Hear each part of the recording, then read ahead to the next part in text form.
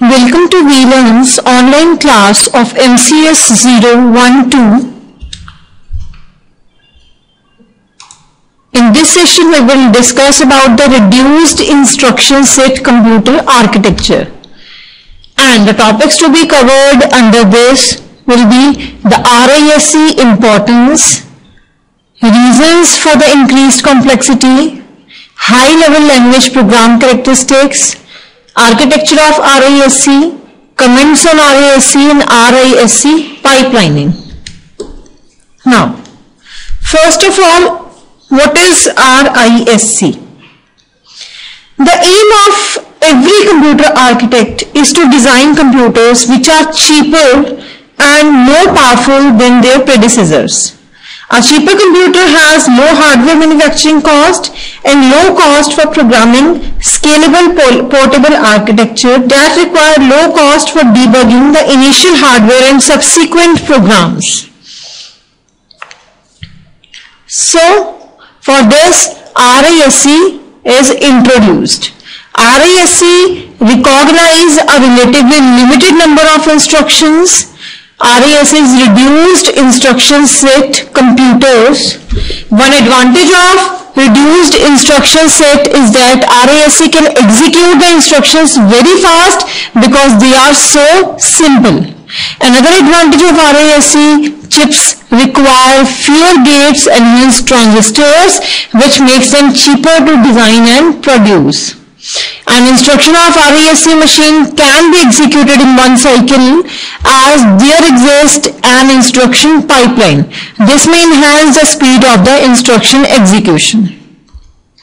Then the control unit of RISC processor is simple and smaller, so much so that it requires only 6% space for a processor in comparison to complex instruction set computer in which control unit occupies 50% of the space.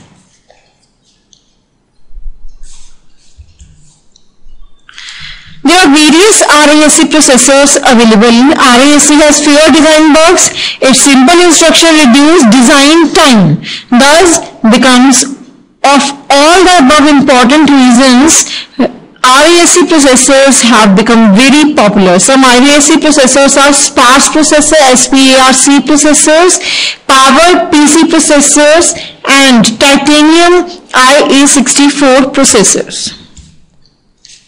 Now, what are the reasons for the increased complexity?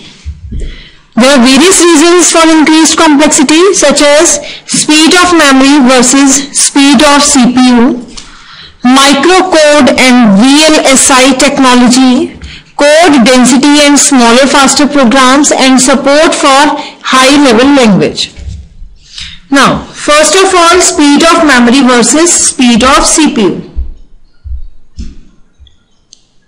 In past, there existed a large gap between the speed of processor and memory. Thus, a subroutine execution for an instruction, for example, floating point addition, may have to follow a lengthy instruction sequence. Thus, a higher level instruction can be added to machines in an attempt to improve the performance. Next is microcode and VLSI technology. It is considered that the control unit of a computer be constructed using two ways: create the microprogram that execute micro instructions or build circuits for each instruction execution. Microprogram control allows the implementation of complex architectures more effectively than hardwired control, as the cost to expand an instruction set is very small. Thus, it may be reasoned that moving subroutines like string editing, integers to floating point number conversion, etc. to control unit microprogram is more cost effective. Next is code density and smaller faster program. The memory was very expensive in older computers, thus there was a need of less memory utilization. That is, it was cost effective to have smaller compact programs. Thus, it was opinion that the instructions should be more complex so that the programs are smaller. Next is support for high-level language. With the increasing use of more and higher-level language, manufacturers had provided more powerful instructions to support them. It was argued that a stronger instruction set would reduce the software crisis and would simplify the compiler. Another important reason for such a movement was the desire to improve the performance. Now, what are the reasons or what are the various characteristics of high-level language program? Now, the high-level language system can be implemented mostly by hardware or mostly by software, provided the system hides any low-level details from the program. Thus, a cost-effective system can be built by deciding what pieces of system should be in hardware or what pieces of system should be in software. Now, some of the basic findings about the program characteristics you can see here: variables, operations and procedure codes. Variables can be integer constants, scalar variables and array and structures. The percentage of different variables are given. The percentage of different operations like simple arithmetic, looping, procedure call, if, goto are given, and the procedure call, that is most time consuming operation. Most of the procedures are called with a fewer than 6 arguments, and most of these are fewer than 6 local variables.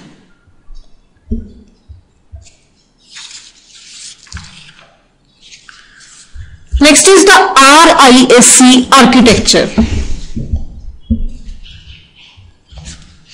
RISC functions are kept simple unless there is very good reason to do otherwise. A new operation that increases execution time of an instruction by 10% can be added only if it reduces the size of the code by at least 10%. Then, micro instructions stored in the control unit cannot be faster than simple micro instructions. As the cache is built from the same technology as writable control unit, a simple instruction may be executed at the same speed as that of the micro instruction. Microcode is not a magic. Moving software into microcode does not make it better, it just makes it harder to change. Then simple decoding and pipeline execution are more important than program size, and compiler should simplify the instructions rather than generate complex instructions. So RISC compilers try to remove as much work as possible during the compile time so that simple instructions can be used. Thus, the RISC was designed having the following, that is, one instruction per cycle. A machine cycle is a time taken to fetch 2 operands from the register, perform the ALU operations on them, and store the result in a register. Thus, RISC instruction execution takes about the same time as the micro instructions on CISC machine. Next is register to register operand. RISC machines supports operation that access memories are load and store. In other operands, all other operands are kept in the registers. In simple addressing modes, another characteristic is the use of simple addressing mode. The RISC machines use simple register addressing having the displacement and PC relative modes. Next is simple instruction formats. RISC uses simple instruction format. Generally, only one or few instruction formats are used. Thus, RISC is potentially a very strong architecture. It has high performance potential and can support VLSI implementation. That is, the performance using the optimizing compilers, as the instructions are simple, the compilers can be developed for efficient code organization, also maximizing register utilization, etc. Higher performance of instruction execution. While mapping of high-level language to machine instruction, the compiler favors relatively simple instructions. Next is VLSI implementation of control unit. It is a major potential benefit of RISC. The VLSI technology has reduced the delays of transfer of information among the CPU components that resulted in a microprocessor. There are various comments on RISC, that is, CISC provides better support for high-level languages as they include high-level language constructs like case, call, etc. Another comment is, it is very difficult to write a compiler for RASC than CISC. Another one is, RASC is tailored for C language and will not work well with other high level languages. And the last one is, the good performance is due to the overlap register window. The reduced instruction set has nothing to do with it. These are the various comments on the RISC. Now the next one is pipelining. Instruction pipelining is often used to enhance the performance. Pipelining is a technique wherein the sequential process is disintegrated into sub-operations, with each sub-process being executed in a special dedicated segment that operates concurrently with all other segments. Pipelines can be visualized as a collection of processing segments acting as a channel for binary information flow. Each segment performs partial processing dictated by the way the task is segregated, and the result obtained from the computation in each segment is transferred to the next segment in the pipeline, and the first result is obtained after the data has passed through all the segments. In RISC machines, most of the operations are register to register. Therefore, the instruction can be executed in two phases, that is, instruction fetch to get the instruction and instruction execute on register operands and store the results in the register. In general, the memory access in RISC is performed through load and store operations, and for such instructions the following steps may be needed, that is, instruction fetch to get the instruction, effective address calculation for the desired memory operand, and memory to register or register to memory data transfer through the bus. Now, one of the unique feature of RISC, its ability to implement an instruction pipeline using a small number of sub-operations, with each being executed in one clock cycle. And because of the fixed length instruction format, the decoding of operation can occur with the register selection simultaneously. All data manipulation instructions have register to register operations, and since the all operands are in registers, the need for calculating an effective address or fetching the operand from the memory does not arise. The instruction pipeline can be implemented with 2 or 3 segments. One segment fetch the instruction, other segment execute the instruction, and third segment may be used to store the result of ALU operation to the destination register. You can see the RISC pipelining example,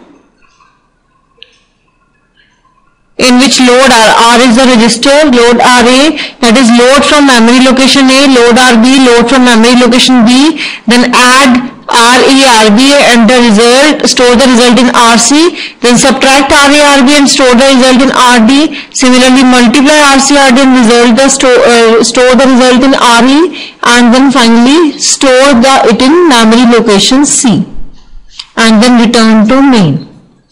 This is the pipeline. See, this is the sequential execution of instruction, that is FED, fetch, execute and store, fetch, execute and store. Similarly, firstly fetch, execute instruction will be executed, then while the addition only fetch and execute will be executed. Now, if we see the same process in pipelining, then we can see that while we execute the first one, then the content of RB, that is register B, can be fetched. This is the pipelining similar to the instruction pipelining as that we discussed in the previous sessions.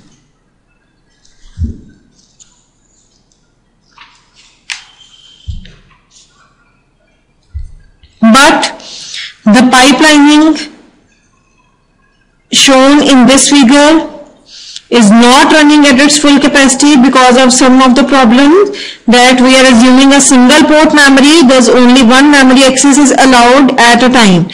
Thus fetch and data transfer operation cannot occur at the same time. Next one is the last instruction is an unconditional jump.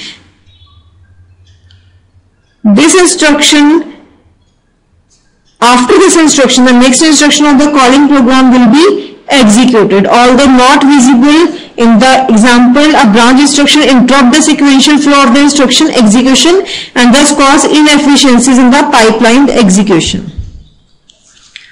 This pipeline can simply be improved by allowing two memory accesses at a same time.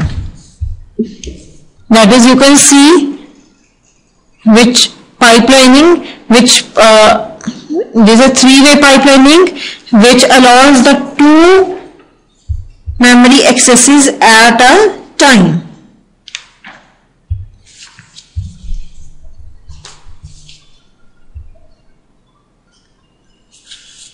Next one is the difference between the RISC and CISC.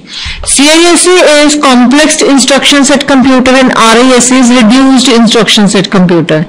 In CISC there is a large number of instructions, that is from 120 to 350, and in RISC there are relatively few instructions, that is less than 100. CISC employs a variety of data types and a large number of addressing modes, but in RISC relatively fewer addressing modes are available. CISC supports fixed length instruction format, whereas RISC fixed length instructions have usually 32-bit and it is easy to decode instruction format. Instructions manipulate operands residing in the memory, and in RISC mostly register operations. The only memory access is through the implicit load and store instructions. Then in CISC, number of cycles per instructions varies from 1 to 20 depending on the instructions. In RISC, the number of cycles per instruction is 1 as it uses pipelining. The pipeline in RISC is optimized because of simple instruction and instruction formats.